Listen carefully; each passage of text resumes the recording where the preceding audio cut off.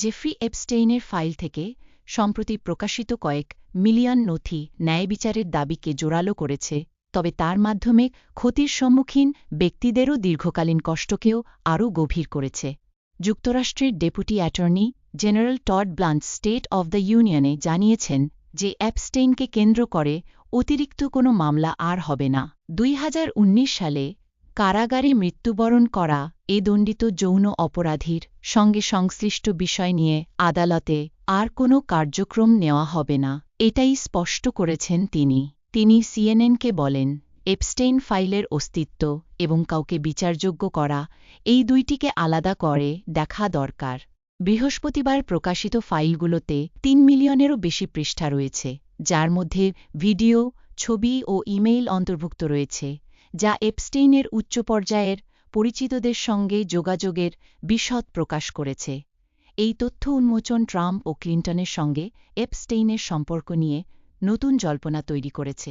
Trump এবং Clinton উভয়ই এপস্টেইনের অপরাধ সম্পর্কে জ্ঞান থাকার কথা অস্বীকার করেছেন এবং কোনো অভিযোগে অভিযুক্ত নন। ব্রিটেনের রাজপরিবারকেও ফাইলের প্রভাব ছুঁয়েছে। প্রধানমন্ত্রী কিয়ার স্টারমারের আহ্বানে প্রিন্স অ্যান্ড্রুকে যুক্তরাষ্ট্রের কংগ্রেসে সাক্ষ্য দিতে বলা হয়েছে। একটি অপ্রকাশিত ছবিতে কিং চার্লসের ভাইকে একজন নারী বা কন্যার পাশে ঝুঁকে থাকা দেখা গেছে। প্রিন্স অ্যান্ড্রু সব অভিযোগ অস্বীকার করেছেন, তবে ফাইল প্রকাশের ফলে রাজনৈতিক, ব্যবসায়িক, প্রযুক্তি, রাজপরিবার, ক্রীড়া ও আর্থিক বিশ্বে ক্ষমতাশালী ব্যক্তিদের খ্যাতি নতুনভাবে ছায়াযুক্ত হয়েছে, যারা এপস্টেইনের সঙ্গে সংযোগের সুযোগ পেয়েছেন। এ শিকাররা আবারও প্রতারণার অনুভূতি পাচ্ছেন।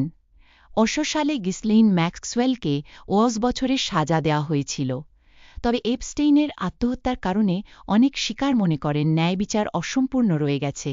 এক শিকার সিলভিয়া ড্যানিয়েল বেনেস্কি সিএনএনকে বলেছেন যে কিছু শিকারকে ফাইল প্রকাশে শনাক্ত করা হয়েছে, যা পূর্বে গোপন রাখার প্রতিশ্রুতির পরিপন্থী। ব্লাঞ্চ বলেছেন, এত বড় পরিমাণ নথি থেকে কিছু ভুল অপ্রিয়জনই।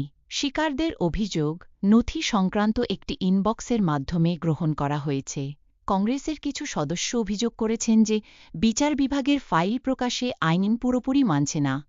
রো খানা বলেছেন, প্রশাসন আইনের প্রতি প্রতিপালন করছে না এবং প্রয়োজন হলে ঊর্ধ্বতন কর্মকর্তাদের বিরুদ্ধে অবমাননা বা ইমপিচমেন্ট প্রক্রিয়া বিবেচনা করা হবে। ট্রাম্পের সঙ্গে শতাধিক উল্লেখ রয়েছে, তবে এফবিআই নির্দিষ্টভাবে কোনো অভিযোগকে বিশ্বাসযোগ্য মনে করেনি। ব্লাঞ্চ বলেন, যারা ফাইল দেখবেন যে শত শত কল এসেছে, কিন্তু অনেক অভিযোগ যাচাই করা হয়নি। পরবর্তী বিতর্ক হতে পারে ক্লিন্টনদের বিরুদ্ধে কংগ্রেসের অবমাননার ভোট নিয়ে। ক্লিন্টনের আইনজীবীরা অভিযোগ করেছেন যে তাদের অবিচার করা হচ্ছে এবং সাপ্পুয়া বৈধ নয়। এছাড়াও ফাইলে দেখা যায় অন্যান্য সুপরিচিত ব্যক্তিরাও। এলন মাস্ক বলেছেন, আমি এপস্টেইনের সাথে সীমিত রাজনৈতিক বিতর্ক, ন্যায়বিচার এবং ক্ষমতাশালী ব্যক্তিদের খ্যাতি নিয়ে প্রশ্নের জটিল সমন্বয়কে আরও গভীর করেছে।